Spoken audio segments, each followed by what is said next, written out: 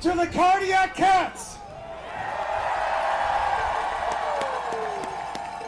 Not underdogs, dogs!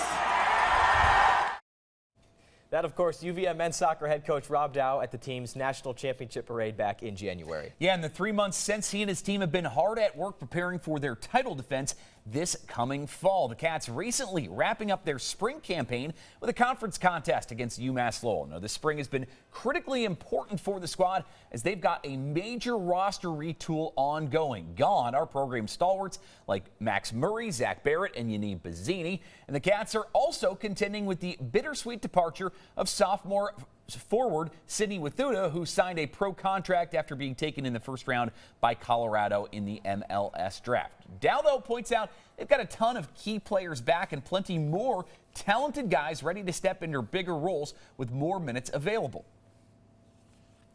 Everyone's been saying this, wow, you got a lot to do on the recruiting front, and we do. Don't get me wrong.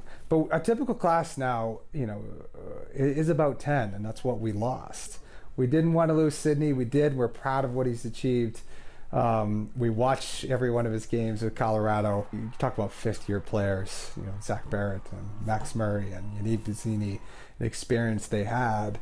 And then we had this kind of group of understudies that were just so good at listening, but also pushing the youngest 17-year-olds like Brian Salfro, for example, and Nicholas Herseg. And that group instantly, as we move into the spring season, have stepped up, and that's been Nick Lockerman and David Ismail and Andrew Miller, who are going to be our captains in the fall.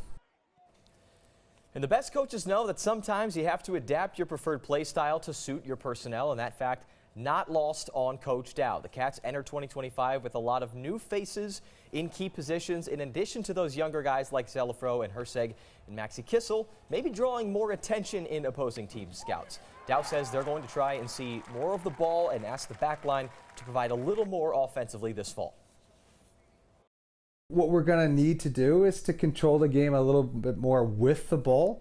Over the past, I think, 3 seasons, we've been a team that has grown towards that, but has been leaning on more of a pressing, counterattacking team.